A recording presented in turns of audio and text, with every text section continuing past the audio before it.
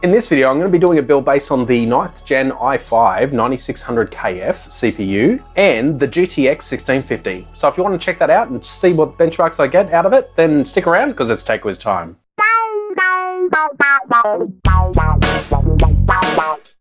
Hey guys, Jonathan here with Tech Wiz Time, where I help you save time and money when it comes to gaming and technology. In this video, I'm going to be doing a build based on the i5 9600KF CPU. So that's a 6-core, 6-thread CPU, and also the 1650 GTX GPU. So I'll go through the components first, and then we'll get on with the time lapse of the build. So like I mentioned, the i5 9600KF, that's the CPU that we're going to be using. It does need a discrete graphics card. So if you're looking at just throwing this into a build, you are going to need a separate graphics card. So that's the CPU. I'll put that aside. Next up, we've got the hard drive, and the one that I'm using here is the SSD from Kingston 480. Next up is the storage, and this time I've opted for an SSD, and it's the Kingston A400, and it's a 480 gigabyte SSD. So this one will be enough to throw games and so forth on. It's not massive, but it is enough to get through this build. Next up is the RAM, and the RAM that we've got here is the Corsair RGB Pro. So this is 3200 megahertz RAM. It's 2 sticks of 8 gigabytes, so it's 16 gigabyte kit, and it's RGB. So I really can't wait to see what this is going to look like in the build. You've probably already seen it at the very start because I've done that awesome looking footage there. But yeah, it's going to be really cool to see how this looks and how it performs in the build. All right, next is the main board. Now the motherboard that we're using here is the Gigabyte Z390UD. Now, it's a pretty standard board. It's got some good VRMs on there. It's going to be able to handle the i5 with no problems whatsoever, and also the 1650 GPU. So yeah, as motherboards come, this is not the low end, it's not the high end. I'd say it's around the mid end. So that's the motherboard. We'll throw that down here for a second. Next up, we've got the GPU. Now this is from MSI, it's the GTX 1650. It's going to be good enough for most games. It's not going to do your high-end 1440 and 4K games, but it will be enough to game at 1080p, no problems whatsoever. You might have to sacrifice some of the settings, but we'll have a look once we get to the benchmarks and we'll see how the 1650 performs. So we'll throw that one down here as well. Next up, we've opted for water cooling. So this is the Corsair H100X. It's a 240mm radiator all-in-one water cooler. It comes with the fans and so forth, the water cooling block. I've done an unboxing actually on my personal channel. You can check that out if you want. Make sure you subscribe over there. And yeah, that's the water cooler that we're going to be using, since the Intel CPUs don't come with their heat sinks. So this is, yeah, definitely going to help that perform pretty well. So we'll throw that down here as well. And the power supply. This is the Thermaltake 750 watt tough power.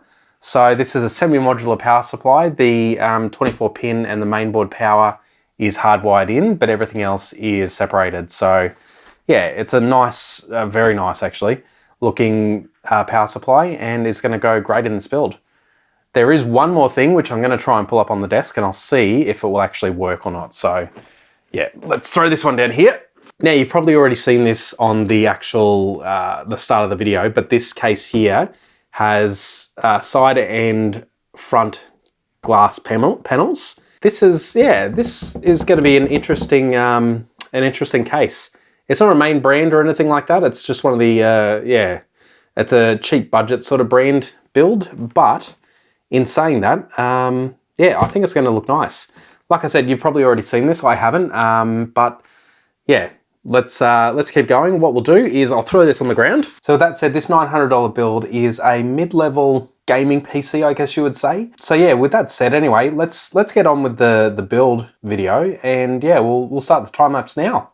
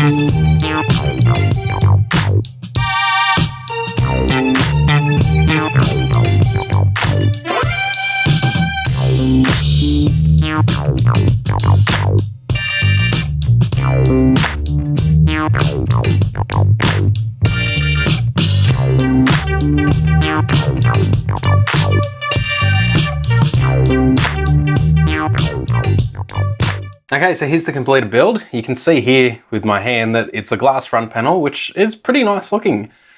When it comes to the all-in-one cooler with this particular case, I did have to mount it on the front there instead of the top because there wasn't enough clearance for the RAM. And even with the all-in-one cooler running down there was just enough clearance for the GPU. So very, very lucky that this all fit in. The cable management doesn't look too bad. The red end cables, some people might be a little bit funny on that, but it is what it is. And to be honest, it still works. And I'm sure there'll be some people out there that are like, oh, the Corsair, it's upside down, oh no. But you know what? That's what I had to do with it. Actually, it still has its protective layer on it. Let's give her a peel. Oh, there we go. Now she's right. The other thing that I was a little bit concerned with was the grommets where the screws for the front panel and the side panels screw in. They can come off really, really easy. Like there's one there. So if you are pulling off the front panel or the side panel, you may actually lose those rubber grommets. So just be aware of that. And yeah, again, probably not going to affect that many people. But overall, not a really bad build. So what I'll do now is I'll discuss the benchmarks, and the two games that I've tested here, I've tested them in the past because they just seem to be good well-rounders, is GTA 5, which is an older game, and Shadow of the Tomb Raider, which is a newer style game. So I run the benchmarking tools with both of those, and here's what I came out with. Before I continue with the Shadow of the Tomb Raider benchmarks, I just wanted to say these are all at 1080p. I haven't tested at 1440p or 4K, so just keep that in mind. So with Shadow of the Tomb Raider, we've got the highest setting coming out at 45 frames per second, high coming out at 52 frames per second, medium at 55 frames per second, and low at 70 frames per second. So then we move on to GTA 5, and there, just on the lowest settings possible, I was able to achieve 183 frames per second. Then when clicking the default setting, we get an average frames of 98 frames per second, which is not bad, and definitely more than playable. So then I thought, hang on, I can push this a little bit further. So I thought I'm gonna max everything out and I'm gonna set it to ultra and basically just beef it right up to the almost limit of the 4 gigabytes that's on board. So I did that and I came out with an average of 30 frames per second, which is really respectable. Like if you don't mind a stutter every now and then, with everything on ultra at 1080p, you're gonna get 30 frames per second. So not bad at all. So those benchmarks show that this PC is more than capable of running games at 1080p. You may have to sacrifice some of the settings, but to be honest, you're gonna get 60 FPS, as long as you don't go too crazy like I did. So with that said, I'm gonna pass you off to Past John, who will wrap up the video. So back to Past John, that was the $900 gaming PC mid-level build video. I really hope you enjoyed it. If you did, then make sure you subscribe to this channel and also hit that bell notification icon too so you get notified when I release new videos. If you want to help support this channel, then you can via Patreon. If money isn't a thing for you, then you can always help by sharing this video. It costs nothing and yeah, it helps us out. Don't forget to like this video if you liked it, dislike it if you didn't. Leave me a comment down below if you think that you'd change any of these components at all. And as always, thanks for your support throughout the years and yeah, imagine, learn, create. Thanks heaps for your support over the years. It's really been appreciated and it will be in the future as well. So as always, imagine, learn, create.